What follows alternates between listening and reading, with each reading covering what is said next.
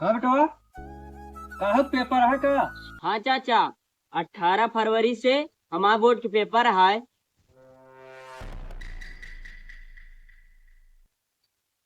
रुको जरा, सबर करो। बेटवा, हाँ बाबू। कहा ही हाँ। तू तो पढ़ा लिखा है ये ना, यही कोयरे भूसम रह गया। हमें लागत है जिंदगी बबरा करबा। अब पट्टीदारों बेटा ने देखा था, हाई स्कूल के पेपर दिए जाता है, अब पढ़ लिख के नौकरी पाई जे तो अब आके ब्याह हो जे बढ़िया। अब ब्याह हम बुलेट पाए तो हमसे देखा देख जे जोन बताए ही याद है ना? हाँ बाबू याद है। जा ठीक है तुरंत। अभी मजा आएगा ना भिड़ो। अब देख तू।